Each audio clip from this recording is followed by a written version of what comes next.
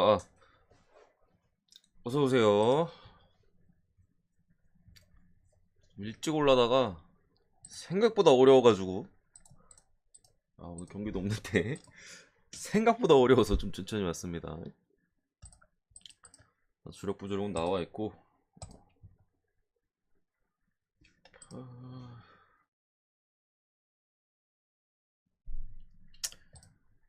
괜찮아요 알폰 형님. 괜찮아.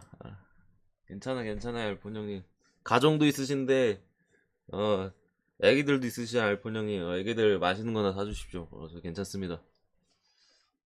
음, 괜찮습니다.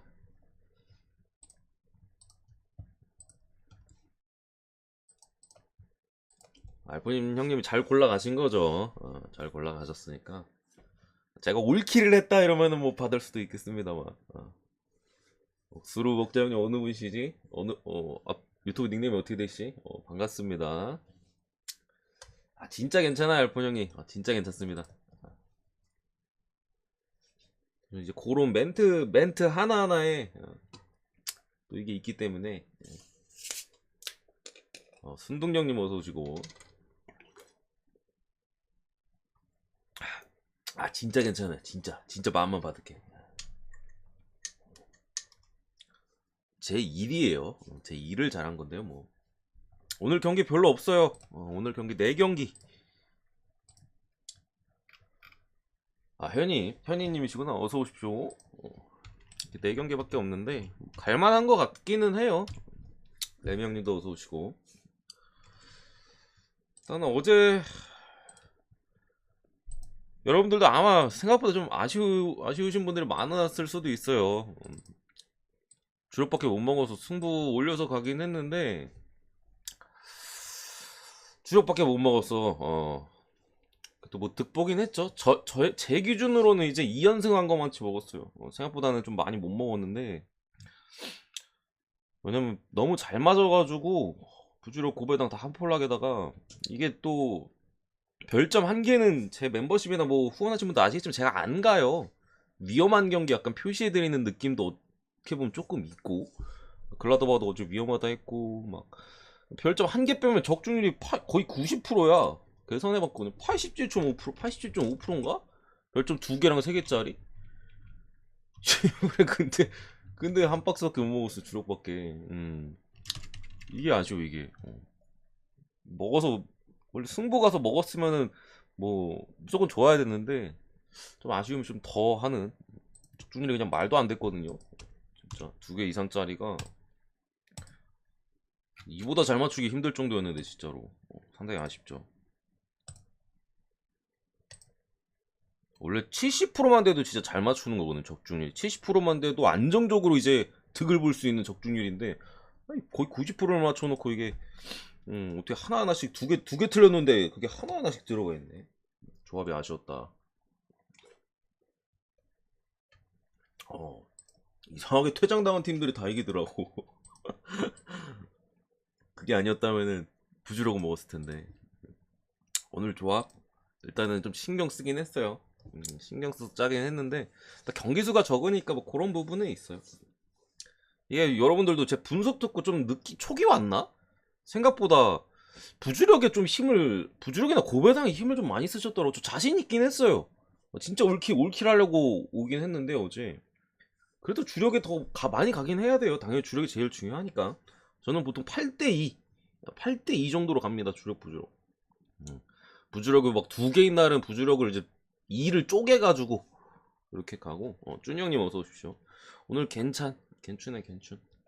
자신은 있어요. 어쨌든 분석 가보죠. 요즘 축구가 좀 이상한 게 무슨 퇴장당한 팀들이 지질 않아요. 주말 동안에 퇴장이 4개 팀인가 제가 본 것만 4개인가 5개 있었거든요. 한 팀도 안 졌어. 한 팀도. 웨이티는 이겼고 비테스 이겼고 또 어디 엠폴리 비겼고 하나 더 있었는데 기억이 안 나네. 무튼. 신기하네. 신기해. 아프리카에서 유튜브 도통. 가보겠습니다. 첫 번째 알라스 베로나 대 이제 살레르니타나. 일단은 베테랑 미드필더 벨로소 빠져있고 뭐 흐르스티치 그리고 무늬만 앙린 공격 쪽에 앙리 빠져있고 뭐 슐레마나 주리치 빠져있는 게 좀 아쉬울 수 있겠죠. 엘라스는 공격 쪽에 이렇게 파라오니도 불투명 측면 쪽에 수비 쪽 자원인데 복귀를 하는 것 같아요. 그래서 빼겠습니다. 그리고 살레르니는 파지오, 마조치, 마지오르, 뭐 라도바노비치 그리고 기온버 불투명인데 수비 쪽에 출전하는 것 같고 대체로 이제 수비 쪽 그리고 미드필더 쪽 간간히 뭐 이렇게 해가지고 좀 빠져있는 살레르니인데 일단은 두 팀 경기력적인 면에서는 차이가 많이 나요. 특히 엘라스 베로나는 홈에 감독 교체 이후에는 확실히 좀 살아났거든요. 특히나 홈에서의 경기력은 웬만한 팀이랑 해도 안 밀려요. 직전 경기도 라치오 상대로 몰아쳤거든요. 몰아쳐서 거의 잡는 분위기였는데 좀 아쉽게도 뭐 무승부를 기록 뭐 이런 상당히 아쉬운 부분이 있었는데 살레르니타나는 제가 뭐 근 6경기 가까이 재개 이후에 거의 전 경기를 봤는데 한 번도 잘한 경기가 없어요. 한 번도. 항상 밀리는 경기 내용. 또 수비가 항상 무너져 있고 실점에 대한 상대방의 그런 것들 경기를 보면 항상 그렇거든요. 그런 부분 감안했을 때 이거 베로나가 잡을 수 있다. 특히 베로나 같은 경우 이제 겨울 이적 시장 때 임대나 뭐 이렇게 데려온 은존지나 공격 쪽에 뭐 쾰른에서 또 데려온 미드필더 쪽에 두다 이런 애들의 컨디션이 은존 뭐 한 2경기밖에 못 봤어요. 애초에 뛴 게 2경기밖에 안 되다 보니까 둘 다 전 경기는 선발 그 전에는 교체. 근데 은존지 같은 경우 전 2경기 다 상당히 인상 깊었거든요. 직전 경기도 그 전에 교체로 뛸 때도 이게 뭐지? 했는데 직전 경기 선발로 뛰었을 때도 상당히 좋았고 두다 같은 경우도 생각보다 잘해주는 모습들 이적 시장 같은 건 좀 잘 보낸 좋은 놈들 잘 데려온 것 같아. 개인기가 좋아. 이런 부분 봤을 때 알라스 승 언어바는 살레르니의 수비적인 부분을 봤을 때 그래도 다득점이지 않을까 이렇게 생각합니다. 두 번째 삼프도리아 대 인터밀란. 일단은 삼프가 측면 쪽에 사이드백 쪽에 상당히 좋은 자원이 잘해주고 있었는데 최근에 레리스가 출전 전이 빠지고 그 밖에 뭐 콘티나 푸세토 기존에 빠져있는 자원들 여기에 관리아렐라 불투명 부상자들이 엄청 많지는 않습니다. 레리스 정도 좀 아쉬운 상황이고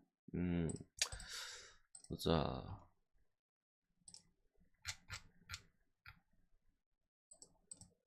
레리스의 사비리도 불투명이네. 이거 빼먹었네.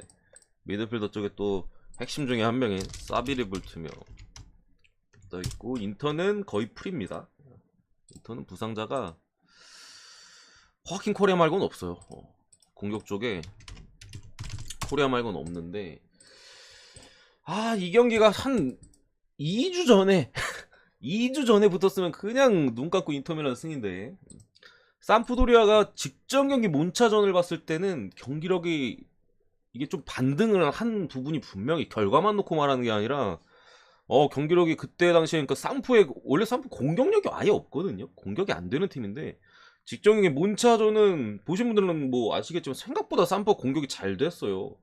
그래서 몬차가 뭐 물론 삼프가 기회를 좀 잘 살린 것도 있는데 어쨌든 2골을 또 뽑아냈었고 이례적으로 씨발 그거 승에다가 부주력이로 언더 보험 깠는데 2대2 무승부 나와가지고 둘 다 벌어졌네. 부주력 그때 베로나 라치오 무 잡고 이제 본차 언더 보험 쳤는데 2개 다 벌어졌어 하필. 또 그런 좀 사대가 안 맞는 새끼들인데 이거 생각보다는 인터가 원정에서 고전할 수 있는 매치. 그러니까 삼프가 지금 라인업적으로 그러니까 토트넘의 쩔이었던 윙크스 같은 애들 있잖아요. 이런 애들이 부상이나 여러 가지로 한동안 꽤 오래전에 와 있었어요. 이번 시즌에 임대 왔잖아. 근데 부상이나 이런 여타 문제로 꽤 오래 못 뛰었다가 직전 몬차전부터 선발을 나왔거든요. 근데 확실히 그래도 얘가 짬이 있고 패싱이나 이런 건 되는 놈이다 보니까 전방 쪽에서의 볼 침투나 이런 것들이 훨씬 더 좀 매끄럽고 그러다 보니까 전방 쪽에 람머스나 이런 애들한테도 기회가 많이 오고 또 가비아디니한테도 찬스가 많이 왔었죠. 뭐 이런 부분들. 그리고 또 옛날에 바이에른 뮌헨 유망주였던 퀴장스, 약간 악마의 재능이라고 좀 불렸었나? 그랬었는데 멘탈이 쓰레기여가지고. 근데 제가 직전 경기는 이런 멘탈 쓰레기 같은 놈들이 쌈프 오면 안 된다 이런 식으로 말씀드렸는데, 어쨌든 패스가 좋고 얘도 뭐 준수하게 풀어줄 수 있는 놈이다 보니까 조금 더 전방적으로의 볼 침투나 이런 부분들이 원활한 모습들이 있었어 쌈프가. 그러니까 득점에 대해서도 확실히 더 확률이 올라간 그런 느낌이 있어가지고, 오늘도 인터밀란이 원정 경기만 오면 실점이 많아요. 실점이 상당히 많아. 그런 부분 봤을 때 오늘도 이거 생각보다는 쌈프한테 한 골 진짜 많게는 뭐 2골 운이 좋다면은 까지도 줄 수 있겠구나 라는 좀 생각이 들어서, 그래도 뭐 승패로 접근한다면 인터밀란은 찌는 게 좀 낫겠다라는 생각이 들고요. 그리고 대신 이제 지금 쌈프의 전력을 봤을 때는 인터 생각보다는 좀 고전할 가능성이 있다. 그리고 언어버 같은 경우 배당적인 부분이나 두 팀 간의 맞대결 시 지금 8연속 5반가? 7연속 5반가 8연속 5바가 뜨고 있어요. 아직 뭐 아홉수에 걸린 것도 아니고, 쌈프의 최근 공격 쪽에서 그런 움직임이나 이런 거 봤을 때 원정 인터 상대로 득점 가능성이 좀 있다. 5점의 가능성도 좀 있지 않을까, 이렇게 생각합니다. 물론 귀신같이 오늘 쌈프는 무득점 할 수도 있어요. 그게 쌈프도리아야. 그게 쌈프도리아입니다. 리버풀 대 에버턴. 자, 이 경기 상당히 어렵습니다 여러분들. 맞아요, 멘탈 조지는 애. 저는 아르투르, 뭐 루이스 디아스, 조타, 반다이크, 코나테, 히로미누, 여기에 이제 티아고, 파비뉴 불투명인데 파비뉴는 가능할 것 같고 티아고 알칸타라는 조금 힘든 느낌이에요. 잠깐만 다시 보자. 적어놓긴 했는데 BBC 자료는 다시 볼게요. 말이 꼬이냐. 이거네. 잠시만요. 이거 조타 복귀 이슈 있습니다 오늘. 이거 빼먹었네. 뭔가 빠진 느낌이어가지고 피면은 빠지고, 이 정도. 조타 복귀 이슈. 이거 뭐야? 여길바까지 내가 이렇게 보시면 될 것 같고, 나올 것 같고, 힘들고 반반 치킨. 이렇고 코로나 얘기 왜 이렇게 많이. 버지사이드 더비야. 버지사이드 더비. 그리고 에버튼은 패터슨, 타운샌드, 고드프리가 아직 준비 안 된 것 같고, 마이클 킨이랑 칼버트 루인이 지금 불투명이에요. 루인이 직전 경기 너무 개처럼 뛰었나? 바로 또 이제 불투명인데 선발은 어렵다라는 좀 얘기들이 있습니다. 이렇게 되면 에버튼도 조금 아쉽죠. 폼이 좀 올라왔었는데 칼버트 루인이 지금 오늘 경기 힘들다 하면은, 어쨌든 간에 글쎄요, 리버풀이 만약에 조타가 복귀한다 하면 얼마나 힘을 받을지는 모르겠는데, 에버턴 같은 경우 직전 경기 대이변을 또 일으켰지 않습니까? 물론 어느 정도 상대 전적이나 이런 부분에서 좀 예측이 될 수도 있는 이변이었긴 합니다만, 션다이치 감독이 오고 나서 바로 오면서 아스날을 잡아버렸어요. 특히나 그냥 뭐 템백하다가 잡은 것도 아니고 경기력이 상당히 좋았어. 경기 보신 분들은 시브레 이거 아스날 우승 못한다 막 경기력 왜 있다구냐, 에버튼 상대로 뭐하냐, 우라통이 터지셨을 텐데, 어쨌든 그 정도로 지금 에버튼이 사실 션다이치 감독의 색깔, 그러니까 수비적으로 단단히하고 그런 색깔을 내기엔 에버튼 스쿼드가 괜찮아요. 제가 예전부터 램파드 있을 때부터 저 스쿼드로 왜 공격 축구를 하려고 그러냐, 애들 막 피지컬 좋고 막 빵빵한 애들 잔뜩 있는데 그냥 수비 단단히 하고 거칠게 게임하면 상대하기 상당히 까다로운 팀. 근데 그거를 션다이치 감독이 지금 계속 원래 스타일이 그렇다 보니까 보여주고 있고, 리버풀은 그냥 맛이 갔어요 여러분들. 리버풀 애들 보면은 많이 심각해. 측면 뭐 수비수들도 뭐 아놀드나 로버슨 같은 경우, 로버슨이 그나마 낫긴 합니다만 아놀드 같은 애들도 이제 공격적인 재능을 완전히 잃었죠. 공격력이 없어. 왜냐면 수비가 너무 털리다 보니까 공격을 할 수가 없어요. 그런 수비적인 약점들, 특히나 미드필더진에서의 좀 든든한 형이 없어요. 동네 형이 없어. 리버풀은 쉽게 말씀드려 동네 형이 없어. 동네 형, 든든한 우리 동네 형들 있잖아요. 동네 형이 없다 보니까 그냥 뭐 비실비실한 애들밖에 없다 보니까 그냥 날라가. 뭐 수비할 때도 제대로 수비 커버도 안 되고, 수비 라인도 지금 반다이크도 빠져있잖아. 우리 형도 빠져있잖아. 이런 부분에 있어서 최근에 그리고 리버풀이 득점이 없는 이유는 수비가 안 되다 보니까 전방 압박이나 이런 빈도수를 조금 늦췄어요. 그러니까 공격적인 부분을 조금 덜 하고 뒤쪽에 안정감을 잡으려는 그런 약간의 전술적인 수정이 있었는데 그게 어떻게 보면 수비는 여전히 불안하고 공격은 공격대로 안 터지고 그러니까 진퇴양난이야. 이거 뭐 어떻게 가야 될지 모르겠어 리버풀은. 상당히 어려운 상황에서 조타가 복귀를 한다면 어느 정도 해줄지 모르겠습니다만 배당 메리트가 기본적으로 없다고 봅니다. 머지사이드 더비가 여러분들 기본적으로 원정승이 안 나오는 더비예요. 거의 이거는 역사상으로 거의 웬만하면 홈이 안 져. 최근 상대 전적은 여러분들 보시고 계시고 역대로 잡아와도요 17승 13무 3패야 리버풀 홈에서. 무승부가 상당히 높긴 합니다만 원정승이 거의 뭐 30년 동안 3번 있어. 30년 동안 컵대회 다 포함해가지고 30년 동안 3번 10년에 한 번 나와요. 10년에 한번. 최근에 또 한 번 했네. 근데 저저번 시즌에 뭐 그런 더비긴 합니다만 저는 그래도 지금 에버턴의 흐름과 또 리버풀의 흐름 또 배당적인 부분들 요런 걸 감안했을 때 그리고 그런 부분 감안했을 때 에버턴 프렘 봅니다. 프렘 리버풀 정배를 뭐 머지사이드 더비고 홈버풀이고 뭐 이래서 갈 수는 있겠다라는 생각이 드는데 배당적인 메리트는 없는 것 같아요. 제가 봤을 때 경로당 됐지 리버풀 미드지는 그렇게 생각하고 뭐 어쨌든 프렌이니까 무승부는 상당히 많이 나오잖아요. 막말로 승이나 에버턴이 지지 않는 거나 반반 사이즈야. 반반 치킨이에요. 그런 부분에서 뭐 그냥 프렌을 보겠고요. 뭐 혹시 역배 나올지 누가 압니까? 그리고 언어바는 굳이 보면 좀 다득점 쪽이 되지 않을까. 리버풀도 어쨌든 에버턴도 지금 흐름에서는 리버풀의 수비를 충분히 공략할 수 있고 리버풀도 3경기 연속 무득점이긴 합니다만 홈이기도 하고 뭐 한두 골 기록할 가능성이 높은 것 같아요. 제가 볼 때는. 그래서 모바 쪽 이렇게 보고요. 마지막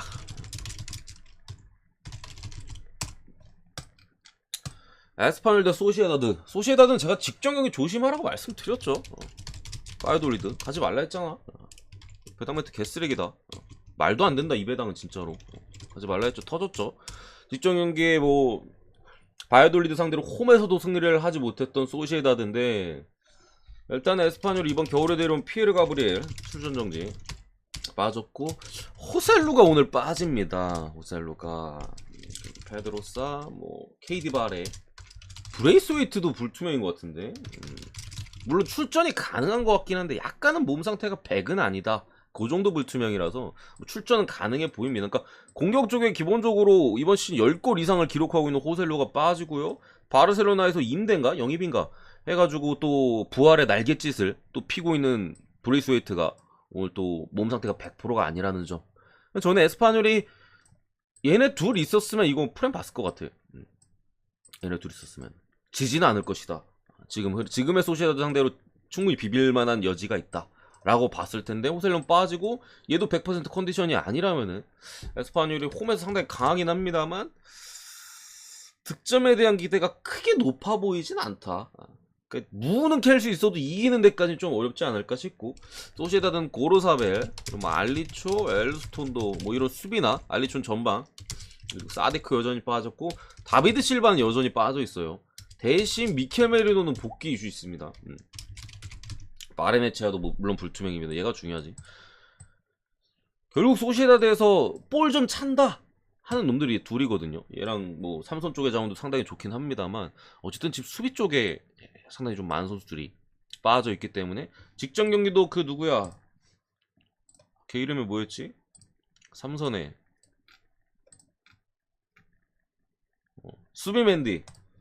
수비맨디도 원래 소시에다드 3선 자원인데 수비맨디가 센터백으로 들어갔었죠. 소시에다드가 이런 수비 쪽에 누수나 뭐 상당히 많은 누수를 안고 있었기 때문에 포메이션의 변화가 불가피했고 거기서 바이올리드 전에 그냥 경기력이 개 떡락을 했잖아요. 말도 안 되는 경기였죠. 소시에다드 이번 시즌 최저점의 경기였어요. 그 경기는.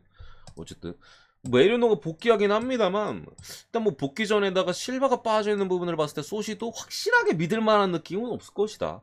결국 저는 소시에다드가 조금 더 유리하다고 보여지는데 그래도 원정 경기에다가 뭐 여전히 수비 쪽 자원들은 좀 빠져 있고 이런 부분 봤을 때 이렇게 접근하는 게 맞는 것 같아요. 무엠무나 언더, 무엠무나 언더 쪽으로 우리가 좀 찔러보는 게 낫지 않을까 이렇게 생각합니다. 여기까지.